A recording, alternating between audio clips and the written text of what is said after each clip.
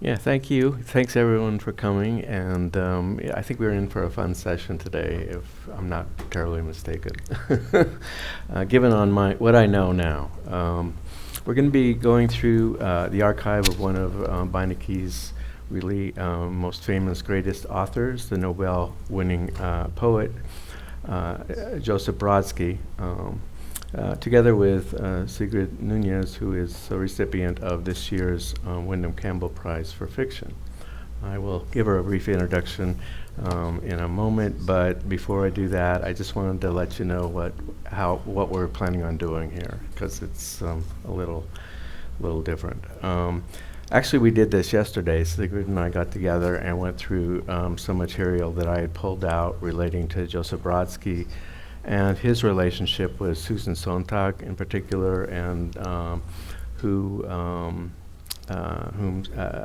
Sigrid has just published a memoir about, where Joseph comes up in it. Also some material relating to his teaching of poetry, correspondence, photographs, a date book, things like that. And we just sat around and talked about it, and it was really fun. Sigrid has wonderful stories to tell, even about pieces that I thought were kind of boring. For example, there's a big file of New Yorker correspondence here, and it was just fascinating to listen to her. So the plan is to listen as Sigrid talks to us about a few of these items in a very informal conversation. And so I would like you all to feel like, if you want to chime in at any point, I think that's fine. Just please remember to ask Lua here, who has the microphone, for that. Even though we're a small group, this is being recorded, so we would like to have you use the microphone when you want to ask a question. There'll also be time at the end for questions. So now to introduce Sigrid. A lifelong New Yorker, Sigrid Nunez is the author of 10 books, including the National Book Award-winning novel, The Friend, which has been celebrated by the New York Times as one of the 100 best books of the 21st century. Nunez's fiction collages autobiography and imagination into universal portraits of the human experience. In her recent work, including The Vulnerables and What Are You Going Through?, unnamed narrators engage with grief and loss. Yet, buoyed by the author's humor and masterful storytelling, readers are left with a profound sense of connection rather than isolation. Mentored by literary luminaries Susan Sontag and Elizabeth Hardwick, and a dedicated reader of Virginia Woolf, Nunez combines intellectual rigor at the sentence level with an emotional pull all her own, drawing in a large international readership. Her work has been translated into more than 30 languages. In 2024, Pedro Almodovar adapted What Are You Going Through into the film The Room Next Door with Julianne Moore and Tilda Swinton. And The Friend also became a movie starring Naomi Watts and Bill Murray. The recipient of many awards, including a Guggenheim, a Berlin Prize Fellowship, Rome Prize in Literature, a Whiting, and I would like to add a Windham Campbell Prize. Sigrid has taught at Boston University, Columbia, the New School, Princeton, and other institutions with esteemed literary programs. She now devotes herself to writing. So Sigrid, I was wondering if maybe you could start off by telling us a bit about your relationship with Joseph Brodsky. How did you meet? What was the context for that? Any general impressions? Did he have any influence on you and your work or your career? Well, first of all, thank you for that introduction. Okay, well, I met, well, first of all, I was, as part of the prize, the Windham Campbell Prize, I was asked if there was, for an event, maybe there'd be something in the archive that I would be interested in looking at and learning about and talking about. I'd never seen any of this before yesterday. And of course, there are many people in the archive. But then I remembered actually that Joseph Brodsky's papers were here, and since he was someone that I knew, though not well, That's why I ended up choosing Joseph Brodsky. So what had happened is that Brodsky came to the United States in 1972, helped at first by Carl and Ellen D. Proffer, who were teaching at the University of Michigan in Ann Arbor, and also running this artist publishing of Russian literature, and had made many trips actually to the Soviet Union. That's where they learned about him, and where they wanted to help him get here, and so they did partly by getting him a teaching job at Ann Arbor. So he comes here, and so in the mid-70s he was teaching one semester. He was teaching, dividing his time between Ann Arbor and New York. He was living at 44 Morton Street in the Village. Can I? Yeah, actually, here's the backyard of it was what I guess what you call a garden apartment, right? There's another. He's I reading like these. Planet of the Apes, and he's got a Star Trek coffee mug there. Yeah, here's another. I like these. And he was a huge lover of cats. And there were quite a few photographs of Joseph with cats. Yeah, that looks very nice. Yeah, so he moved in there, and then so he was teaching in Ann Arbor. He was also eventually, pretty soon after that, teaching at Columbia. But so let me see. So there he was. He's in his mid-30s. He always looked much older than he was. That's probably because of heart disease. And people who he knew in the literary world, including in the UK, wanted to introduce him to literary people here. And one of in New York, and one of those people was Susan Sontag, and they started dating. And at exactly that time, I was dating Susan's son, David Reef. And the way that had come about was that Susan was she was 42. She was recovering from her first bout of cancer, and she had let this huge pile of correspondence pile up. And she asked the editors of the New York Review of Books, where I had worked as an editorial assistant, if they knew somebody who could come and just sit in the chair at the typewriter while she was lying down and help get through that pile. And she lived at 340 Riverside Drive. I was like, on just a very, very close on 106th Street between Broadway and Amsterdam. And so I did that. I mean, I have seen in various places that I was her assistant, but I was actually never her assistant. I just went there and for a few hours typed this over a period of 2 or 3 days. And that was when I met her son. So shortly after that, the three of us were actually living in that apartment at 340 Riverside Drive together. And then Joseph entered the scene. So we went out a lot. We double dated. We did that for a while. And then their romantic relationship ended, but they remained lifelong friends. So anyway, so that's how I got to know Joseph. He didn't have.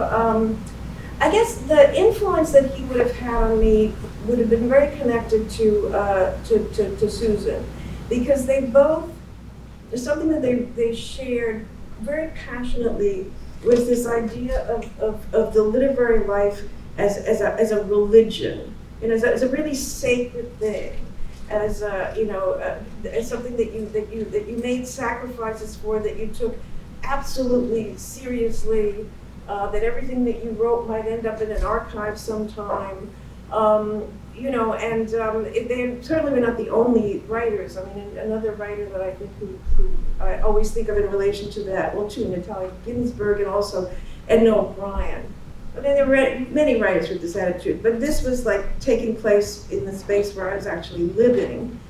And a lot of their conversation, a lot of their, around the breakfast table were things, like that, and that, So, so anyway, looking at this archive, I think one of the things that that most impressed me, which I didn't, I'd never seen before, were his assignments, his writing assignments for writing poetry. Of course, I never took a course with him, but I mean, trying to read them there's always this much instruction, a whole page, and the detail. I find it very that I would have found it very intimidating, also very confusing. I mean, I would have to say, this is really not great teaching. I mean, I'm sorry. This is the okay. So write a poem about the future. It may be a sci-fi poem or your sketch of utopia. It can simply ponder what lies ahead of you, or better, become an exploration of the tense itself. Whatever treatment of this theme you may choose, try to stay cool. Try to keep enthusiasm out of it. Remember that you are writing about an aspect of time and that you know nothing about it, save that it will surely come. In other words, terror is more in place here than enthusiasm. Yet this terror too must be controlled. One way of controlling your sentiment in a poem is its stanzaic design. So on and on and on. So it's true. I mean, I think as far as instructions, it's not really that helpful, except maybe for a certain kind of student. But all through it are these wonderful things. I mean, do you want to say something? I do want to make a comment. Could you? Okay. I've been reading about badness in poetry. And this assignment, I believe, is intended for people to do the opposite of what is in it. I believe. And if you look at his poetry, it is the opposite of this. And so I think he was very much a lively, humorous, provocative joker. So No, I think okay. That maybe, but I guess that's what I mean. I guess for the undergrad, and we are talking about undergrads, coming to take a poetry course, but I think I know what you mean. He was very mischievous. He really was. Here's another one that I think is write a poem about a walk, write a poem about a landscape, all these prompts that are not unusual. It's just what he says, right? Okay, then there's write a lullaby or a dirge, preferably the former. Just that, right? Okay, right. Try to do a lulling job indeed, and be alliterative and hushing. At the same time, you lullaby should be able to cut two ways. To quell an imagined child, B, survive on the page as a poem. Therefore, it's acoustics apart. Your poem should be saying something of general consequence. You may go for a soothing promise. You may use your tune for talking about dreamland or I can't read that. Totally unrelated. Bluebells and chamomile of summer fields. No matter which way you go, try to impart to your utterances here a touch of universality. Don't forget the universality. Try to create a situation whereupon an expression like petals tremble in the wind can be taken personally or as emblematic of the human predicament. It's these large, you can sort of imagine the student, trying to think in these huge abstract terms. Try to keep both your images and syntax as simple and direct as you can. Good lullabies are few and far between. Just warning you. So write one that might get into circulation. So this is what you're talking about, I think, right? Basically, it should be a short monologue, gentle but true, i.e. without lies. For to modify Delmar Schwartz's famous line somewhat, lullabies are where responsibilities begin. Okay? Needless to say, this poem should be rhymed. Look up W.H. Auden's Lay Your Sleeping Head, My Love, on my face, it's a beautiful poem. And Anthony Heck's Hard Hours, Adam, My Son, My Child. Remember, it should be a song. So I mean, it's wonderful to read all that from him and to think how he was sitting there at the typewriter, just always with a cigarette. But this was about him. I mean, it wasn't like he was giving thought to the teaching of how to write a poem. Really, he's riffing.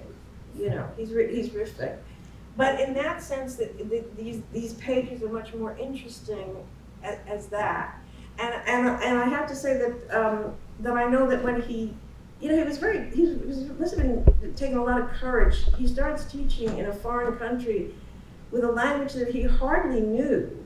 It must have been quite intimidating, with no teaching experience in his life.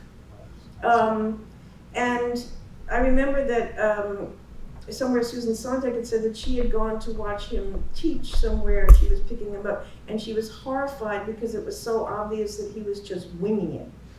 But that I think was for a literature course, not for a workshop. But the interesting thing about that is that Susan Sontag was famous for winging it. That was a complaint that people made about her all the time. So anyway, so that's one thing. What else? What else would you like to look at? Do you want to do the New Yorker letters, or there's the diary, Susan's letter to him? Well, Susan's letter, that's not a particularly interesting letter. I one of the things in the correspondence, which I haven't read it all, I haven't had time to really, I just glanced at it, is that there's a lot of conflict. Like a lot of the things are about the letter from Stephen Spender, for example. Something must have happened, right? In the second paragraph is, I'm sorry about the slight controversy about the Shah in the Chinese restaurant. My position is a mixture of cowardice and embarrassment about this, and I can't quite read this, but then he says, of course I agree with Susan about the Shah. And then later in the letter he says, and I hope things will be, between you will be okay. So there was often that kind of thing in this where somebody's trying to apologize for or explain. Interestingly, Susan was somebody who identified herself as a leftist. Joseph hated leftists. He hated communists above all, but he hated anybody who had any leftist ideas. Student protesters, for example, he had nothing but disdain for them. What they were protesting was, among other things, but the war in Vietnam. He was for the war in Vietnam because the more communists you could kill, the better. I mean, he had suffered under this regime and took it very personally, and had been on trial as a poet, meaning a parasite, had been sent into internal exile, had ended up having to leave the United States, and the Soviet government he left his parents behind. They would never let those parents even visit him here in the States, or him to visit them, not even for their funerals. So he left, he was in his mid-30s, early 30s, and he never saw them again. This was just forbidden. Or his son, he had a son there as well. He did see the son did eventually come here, but he, so I mean, there was this anger, there was this bitterness, and he took it out on leftists in general. And he was, although he was, he was fun. He was fun to be around, and he had a lot of empathy and compassion, and but he would get into these sites. For example, he was, Susan's son David Reed became his editor at Forest Strauss. So they were friends, and they had that, that relationship too. And then David wrote a review of Alan Bloom's closing of the closing of the American Mind. Is that what it's called? The closing of the American Mind? Yeah. Okay. And David's review was critical, but Joseph totally approved of everything in that book. I mean, he agreed with everything in that book, and so he broke with David. I mean, it was that was enough to say we are no longer friends. And so over these decades of relationship with somebody like Susan, there were those times where, you know, for periods you couldn't be friends with him, and then maybe they would make up. But he did, I mean, he had some of the strangest ideas. For example, you know, he's on record as having said, I hate prose. You know, he had an idea that poetry was so superior, was the most superior thing. And of course, since that's what he did, you know, it could be kind of obnoxious. But he said, I hate prose. And in another strange moment, he was talking just in an interview about languages, and they said, oh yes, like Spanish. And he said, Spanish? I don't think I can call it a language. You know, and he didn't know Spanish. So, you know, those kinds of things where you're like, I don't know what that would mean. But he was always sort of measuring things in that way that was almost kind of puerile, you know, so superior. Poetry is superior to prose, and you know, there's no such thing as a good leftist, and you know, these things. He had these really strong. Spanish is not a language, and people did have trouble. You know, people always did have trouble with him because of this. But back to the thing with the students. I mean, people I know who did study with him. You know, they said he was always very strict, whatever, in class, or like demanding, as we can see. And then when it was all over, like everyone got an A. You know, I mean, he was, you know, that seemed very typical to me. Anyway, so what? I just want to, you know, in terms of, you know, because it sounds like they had some arguments too. I mean, that the kind of relationship was a little bit spiced by, you know, this letter, you know, from 1988 that we looked at yesterday, which is mainly about her trip through Umbria in Italy and all the food they ate and things like that. So not necessarily, but it starts off saying, I'm sorry I didn't see you when I was in New York, but I was a little unsure if you really wanted to see me, and I knew it was an incredibly hectic time for you, so and so forth and so on. So, you know, she wasn't sure. It's just, I mean, you can tell from that, and I imagine you saw some. I mean, how were their conversations in general when you? Well, you did have to appease him a lot. Well, the thing is that I had a problem when we were all together that was very specific, which is that, let's say we'd seen a movie, or we were talking about a book or a piece in the New York Review or whatever, and then anytime we went out to eat, it was always Chinatown. He was really obsessed with Chinese food, and you know, and then he would start to talk, you know, and then you would want to hear what I would want to hear what Susan thought, because in fact Susan's opinion of film would be more important to me than Joseph's, because it just would. And Susan was always had really interesting things to say. So the conversation would start, and then she would open her mouth, and this is a quote. He had a habit of saying your name twice. You know, he would say Susan, Susan, or Sigrid, Sigrid. Okay, so she would start to give an opinion, and he would say, he says, Susan, Susan, shut up. Joseph is talking now. And he often did refer to himself in the third person.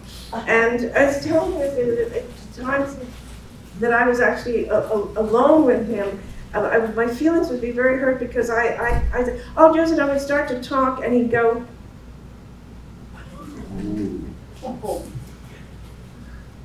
you know, nothing I could say could be of any interest, but, and he did it a lot. And then, you know, he talked. So the thing is that, and then Susan was always appeasing him, and you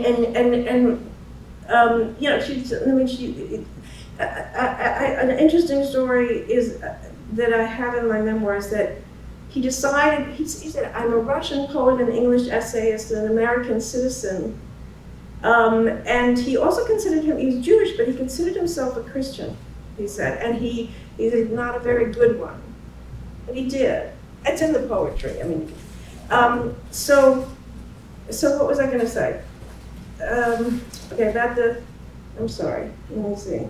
Oh yes, okay, so he had decided that the idea of his poems being turned into English, well, you can imagine that was very difficult, and that makes sense. But he decided that he would start writing essays in English. He enjoyed that too. And they were going to be published in the New York Review of Books and places like that. And so he started doing that. He wrote this one essay. I can't remember what it was about. But we read it, and Susan said, you know, you have to be honest. It's not good. I have to tell him, you know, that it's not working. This thing.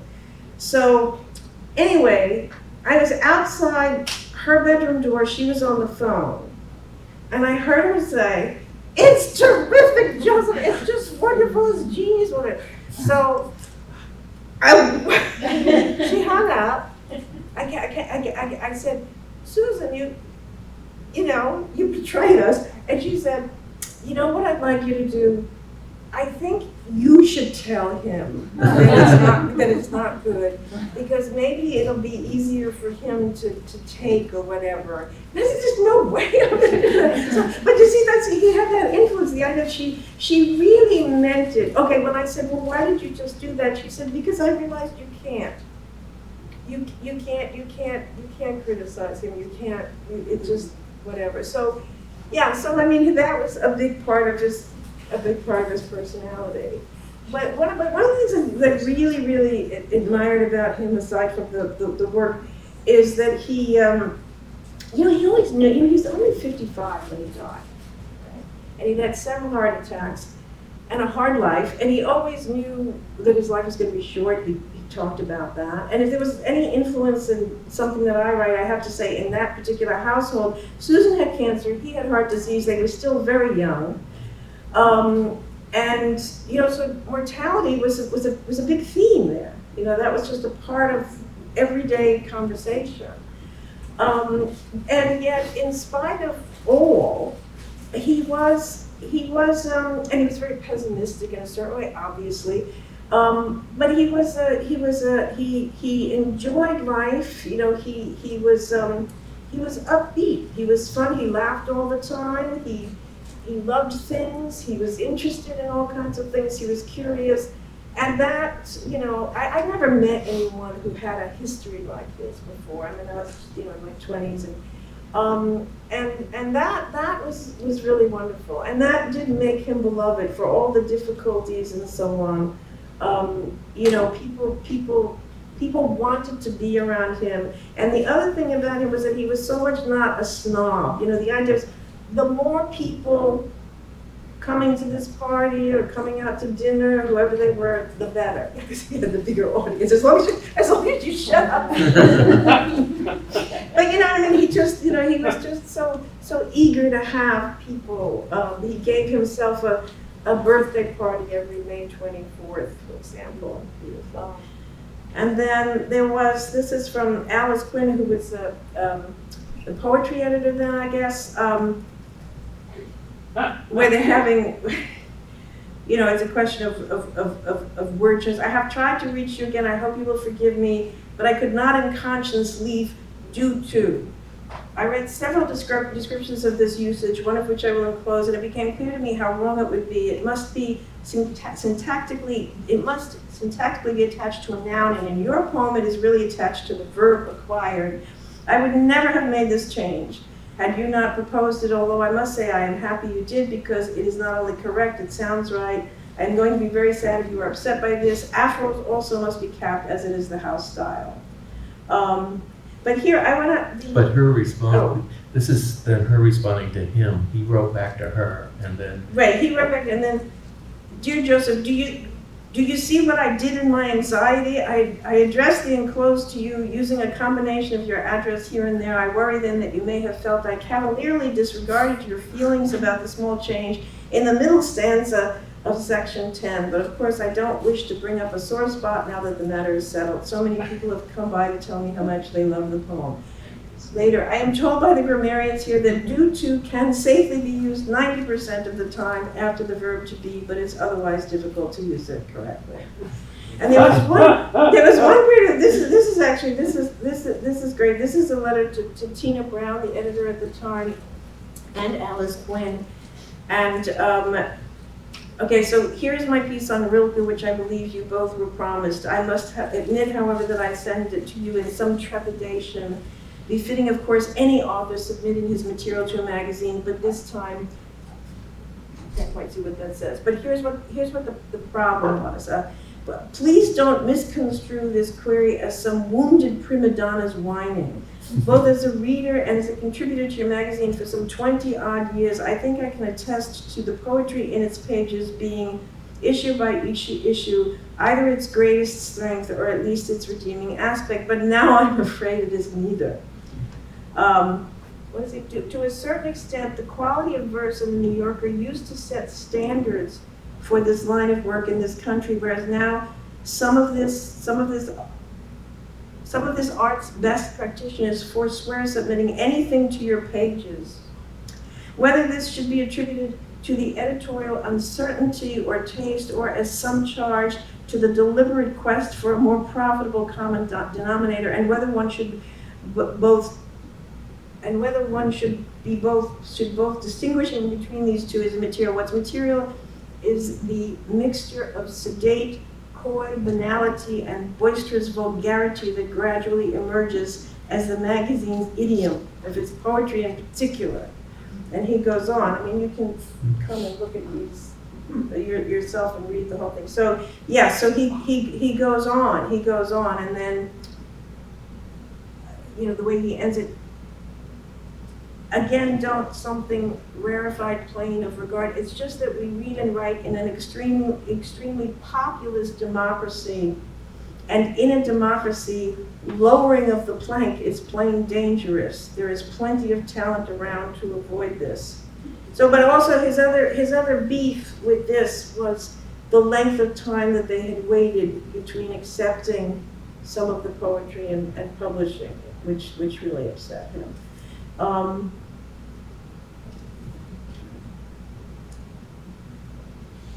And here's something from Tina Brown saying, I've just read your piece on Spender and it's wonderful, so merry and wild. Your piece is so merry and wild. I'm very pleased Roger Strauss offered to us, can I take you to lunch anytime soon? This is from 1995. So yes, this is September 11th, 1995. He died in January 28th, 1996. Okay, I want to talk about these. Oh, right. Here's it from. We were laughing at this from Carl Proffer at Artist Publishers, because of this would have been right after he came to the States, and then, or no, he wasn't there yet. He was in England.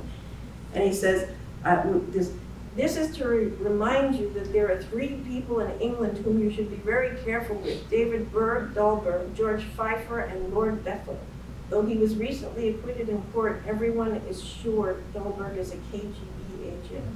He and Pfeiffer have concocted a clever but essentially vicious book about Solzhenitsyn, and Pfeiffer I personally know is a total shit. Lord Bethel is a close associate of Berg. So anyway, this letter is interesting because it talks about the plans to bring him here. let me talk about these things that I Right. found. Okay, so this is. You brought us some things of your own. to add Yes, to your which are, archive. right, okay, so in that first paperback, the Penguin paperback was selected European writers, I think it was called. So a part of speech, his first book of poems in English. And I opened it up and I found here, first of all, this where he wrote down his address for me for for when he was teaching in Ann Arbor, if I wanted to write to him. And then I found this, which is a ticket to a reading that he gave in the Kaufman Concert Hall at the 92nd Street Y on November 20th, 1978. And it's interesting that it's like $3. I think that's great. Because isn't it like $30 or something now to go there? Right? Isn't it? Right. And then this, okay, so I had, right, he became a citizen in 1977 and in Detroit, actually. And, okay, so around that time, by then I was living in Soho and he was still living on 44 Morton Street. And one day we ran into each other. I mean, we would because, you know, it was living so close.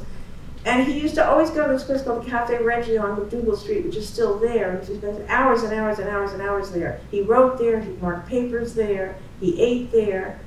And it was because it reminded him of a European kind of cafe.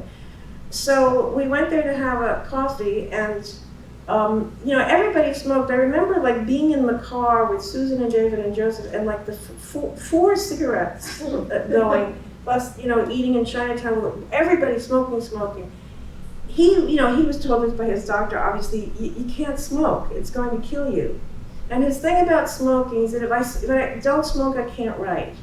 And the way, and he never did quit, and the way he put it was, you know how it is, you're writing, you're thinking, you have a thought, and it's hanging there, you take a drag, and you finish the thought. That was just too much a part of him working that he just couldn't give it up. But anyway, so you could smoke everywhere, so you could smoke at the Reggio. So he took out this matchbook to light our cigarettes, which still has matches in it. And this must have been this was handed out at this naturalization ceremony. It says J. Brodsky that there's no period after the S. So anyway, so he was writing with that, and then he gave it to me. He said, you know, keep this for remembrance. And I thought, you know, since this is like 1977, I thought, you know, like his idea that he already had a sense of his posthumous being, you know. Anyway, so I've had this all these years. And now we can put it in the archive. Yeah. Put it in the archive. I noticed that it's not a full pack or not a full book of matches. There's some. Yeah, because they were so used. Said, no, yeah. you used them. Yeah, we used them. We used them. Anyway. Just one more. You know, I mean, this is maybe my foible, but I just love that letter that you're holding right now. The one from Joseph. Oh yeah, this is well, this is so strange, right? Yeah, can you pull it down so they can see that? Oh, he was in the hospital, and so he drew this hypodermic. What does he call it? It says Spritz, which is in Russian. Right, and this is this the date? But okay, he was in the hospital, and he must have been under some kind of sedation or whatever. So a lot of the things, I mean, there are a mistake, plenty of mistakes in it. But the oddest thing, yeah, I write you this letter being in the hospital, not mental, rather rudimental. He loved puns. He for a while he and Baryshnikov and someone else, they opened a restaurant called the Russian Samovar in New York, which still exists. And on the menu, these are lines of Joseph's. You won't be erring if you try the herring. And then what was the other one? If you are strong enough, try the beef stroganoff. I mean, he made these puns all the time. And one in here he says sing sing. That's one. And then but we were trying to figure out what this could mean, because he says Yellow Submarine only will be published this fall probably, so I'm not sure what that might refer to. Maybe he wrote a poem called Yellow. What else? I don't remember. I humble thank you for these 2 photographs. Receiving them I had next night, very fabulous dream. And then he has these stanzas. Have you heard that Mr. Byron going thither, have you heard that Mr. Byron going thither, coming hence, slided easy under iron, like a mouse swept through heavy fence? No, I didn't hear this story, but I know that London Jack something these for a glory didn't come back. Yes, they say this, the truth, something of hate, iron fence is far away, its wrong side is decorated with a beard of Hemingway. And I think the iron fence, I think he's talking about the iron curtain. Yeah, but, and then my co-starring is dead, thanks to some reason which I shouldn't like to explain, et cetera, et cetera. It's just very strange. But again, it's him being, he's in the hospital, he's gonna be funny.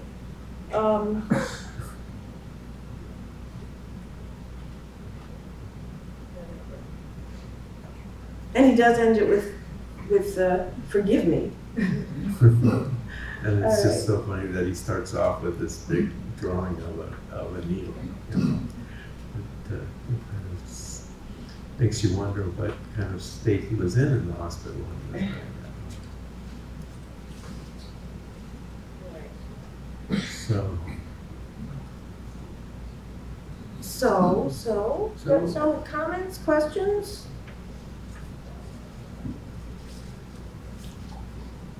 Or if people want to come and look at some of these things. I have a question about you at the archive. Like, sort of how you think in the archive compared to sort of maybe how you think at your desk, and like what you think about imagination, using your imagination in the archive versus writing. What do you mean by the archive? Like what? Here at the binding, like coming to the papers at Brodsky, sort of how you approach it, sort of in your thinking about it. Really just as history, literary history, academic history, nostalgia, memoir. I just find it so interesting that. He is somebody just like that man, but he is somebody who gave things away. I think a lot of these things existed just because he didn't throw them away. I don't think he really. He may have been thinking of himself posthumously in all kinds of ways, but he didn't. He used to. He criticized Susan because she was so proud of her books, of the number of books she had, the vastness of her library, and that they were there, and that she claimed to have read them all, which is unlikely, but she tended to exaggerate everything, right? He tried to shame her by saying that the only thing that you should do with a book is give it to someone else to read. And so he didn't have a lot of books, at least not on Morton Street, and he didn't hang on to things. I'm sort of curious what he would think of all this, of what, and then there's always the question of, with an archive, which I find strange, is that right now, when I was with the Stephen Spender is no longer with us either, but it felt like an invasion of Stephen Spender's privacy. And it isn't, because we're allowed to do these things, but with Joseph, I don't, he wouldn't, he did write these things, he wouldn't have this, why are you showing photographs of me or whatever.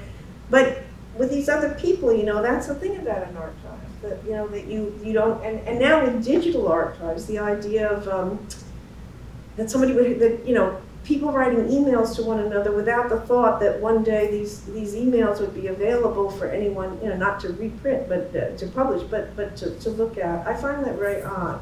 I was approached to, if I would either sell or donate my archive to Barnard College, and I chose to donate it, of course, and I do find that strange. I mean, because I can choose what I want to put in there, which I'm doing, but I don't know how to deal with the people who had, the other people involved, the people whose letters and so on, so it's a strange thing, an archive. Yeah, no, I had a similar kind of question, because one of the things about your novels that really kind of raises this point about the relationship between people's personal lives and their experiences and the stories that you tell in there, right? I mean, it's hard sometimes to tell, is it autobiography, or you have this wonderful passage that you cite of someone talking about Proust as it's not, it's not fiction, it's not fiction in the guise of autobiography, it's autobiography in the guise of fiction, right? Or is it Right, no, it was Lydia Davis who's done all this translating from the French and the Norwegian too. But she was the one who said about Proust, that it's not autobiography in the thin disguise of fiction. It's fiction in the guise of autobiography, Proust. Yeah. So there's that's that my thing about point, your yeah. books where you're, sometimes, I mean, the narrators share certain things in common that seem to, echo your own biography in a lot of ways. So it's kind of this, but reading your novels to me really raises the question of that relationship between fiction and archive, in that sense. And there's that wonderful passage that I really enjoyed anyway, in The Vulnerables, where you're in a park in New York and you discover somebody has left their notebook sitting on the seat at one of those moleskin notebooks, and you try to give it back to the person, and that's telling me it's time for me to shut up. And she doesn't. And she pretends like she doesn't, and you go off on this kind of reflection about, oh, she probably thought that I read it, and that sort of thing. And I always get that kind of feeling when I'm working in an archive. I mean, it's the same kind of feeling that you get. It's kind of a little bit, is this all right? And so and you also, you also do, you use stories. I mean, at least the narrator in your novel describes getting responses from people who are irritated by the fact that they appear in your writing, in the writing of the narrator, right? So Wait, it's I'm like, not sure about I'm offended by, for in The Friend, for example, isn't there a part where there's a kind of an imaginary sequence where he's actually still alive, and he's like, "How dare you use my story?" And Oh, right. She's right. And then she said yes, and she says, "Well, I changed the names or whatever," and he says, "I know what that means." Like his name this is in the film actually. His name is Walter, and you're going to call me Wally or something like that. It's like Lily Tomlin had this great line. She used to do this skit where she said, "The following skit is about my parents. I have changed their names to protect their identity." And I think it's really, that's one of the funniest things. But yeah, I mean, it's Toni Morrison. It said, it's Toni Morrison who said that she's never used real people in her work. And if she says so, we believe her. She said a human being has a copyright on their life, and it's not available to you to use for fiction. And in my case, the only real people that I've written about are my parents. Like them, I kind of think of as like fair game. And so, in my first book, yes, it's clearly them, and it is about them. And although my father had died by then, my mother was still alive, and was horrified. But after that, I just I also feel like, I mean, I wouldn't. I just wouldn't. I wouldn't use anybody. I wouldn't write about anybody. That would be recognizable in any way, including to that person. But writers end up writing what they have to write, and it's possible that if they didn't do that, they could in fact not move on. So I think it's something that because my students would always ask me about that. How do I do that? How do I write about my parents or real people or whatever?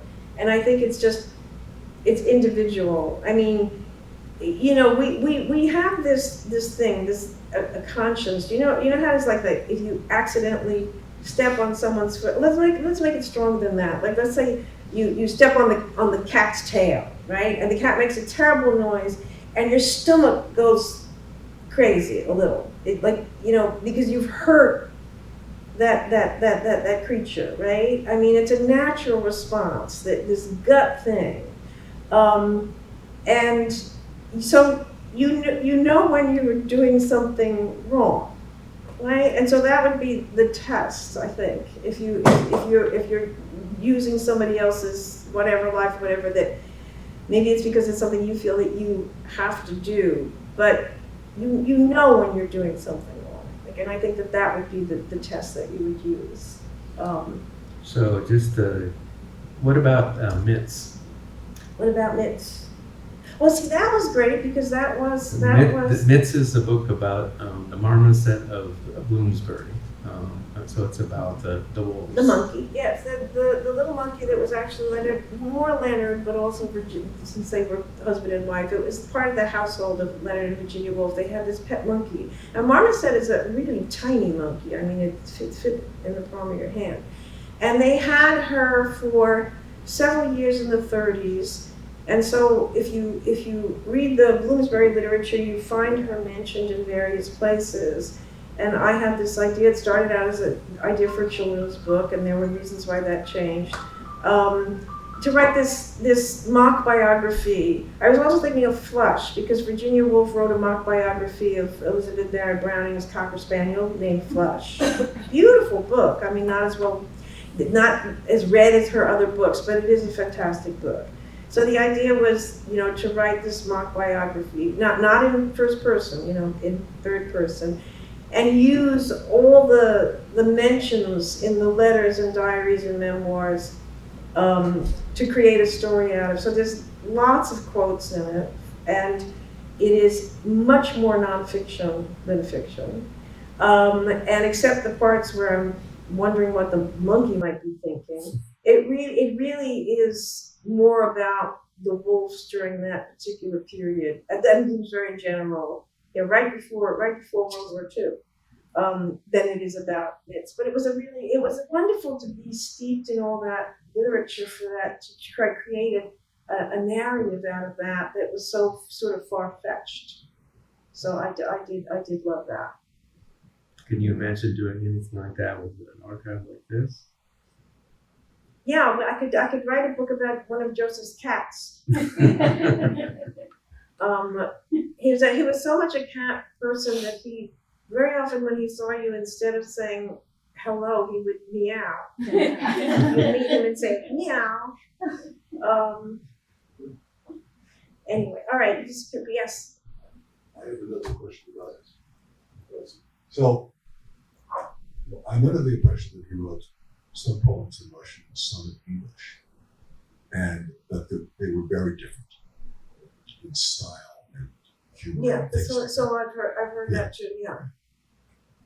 Is it just because it's a different language that liberated him, or what do you Well, think? I don't know. My impression was that when he decided to write the poems in English, he got a very bad response from people. You know, they were saying you can't really say that in English. I mean, it doesn't, because he really wanted to.